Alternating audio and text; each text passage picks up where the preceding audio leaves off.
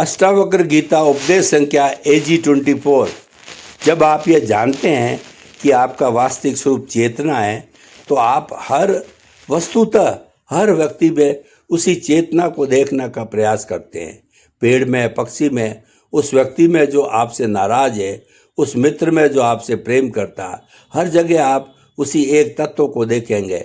इससे जीवन एकदम बदल जाता है। संघर्ष तब अपना अर्थ खो देता है क्योंकि आप स्वयं से ही लड़ नहीं सकते।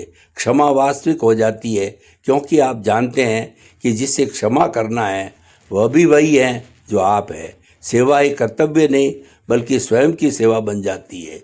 यह कोई कल्पना नहीं बल्कि एक ठोस अनुभव में वास्तविकता है जो इस ज्ञान के साथ आती है। अभ्यास का सूत्र होना ही साधना है। तो फिर इस सब को पाने के लिए क्या करें? अष्टावक्र गीता का उत्तर स्पष्ट है, कुछ नहीं, बस खो जाओ। पर होना कैसे? पर खोना कैसे? इसके लिए एक सूत्र है, प्रातः उठते ही पहले 10 मिनट कुछ न करें, बस बैठे रहे या लेटे रहे और अपने मन में इस विचार को स्थान दें, मुझे कुछ करना नहीं है, कुछ बनना नहीं है, मैं जैसा हूँ वैसे ही पूर्ण हूँ। इस विचार को महसूस करो, इसे अपनी सांसों में उतारें। फिर दिन भर में जब भी कोई तनाव या चिंता आए, बस एक ही गहरी सांस लें और स्वयं से पूछें, क्या मैं वही हूँ जो चिंतित है? क्या मैं वह हूँ जो इस चिंता को देख रहा है? ये प्रश्न आपको तुरंत उस साक्षी भाव में ले जाएगा। और यही अभ्यास है, यही साधना है। कोई जप नहीं, कोई तप नहीं, बस ये सजगता, ये स्मरण। अंतिम बाधा समय का भ्रम और तात्कालिकता। हमारा मन समय में जीता है। वो कहता है कल मैं शांत हो जाऊंगा, कुछ वर्षों में मुझे ज्ञान हो जाएगा। ये कल का भाव ही सबसे बड़ी बाधा है। अष्टावक्र गीता कहती है ज्ञान कोई भविष्य की घटना नहीं है, ये इसी क्षण की संभावना है।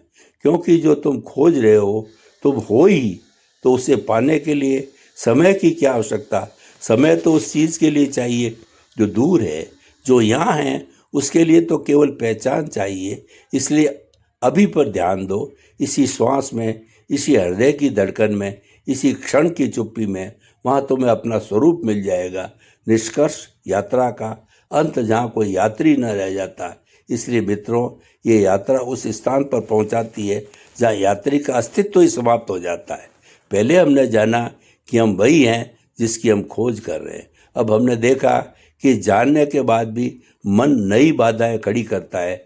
पाने की इच्छा, ज्ञानी का अहंकार और कल का भ्रम, इन सब को पार करने का एक ही उपाय है, संपूर्ण समर्पण।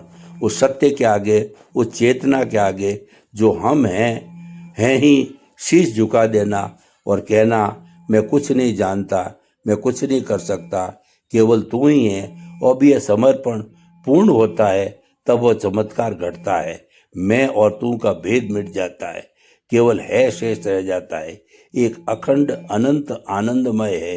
यही मुक्ति है। यही अष्टावक्र गीता का अंतिम परम लक्ष्य है। आज से इसी क्षण से खोज बंद कीजिए, प्रयास बंद कीजिए। बस खो जाइए अपने होने में, अपने सत्य में, अपने घर में। क्योंकि घर वह नहीं है जहाँ आप जाते हैं, घर वहाँ है जहाँ से आप कभी गए ही नहीं थे।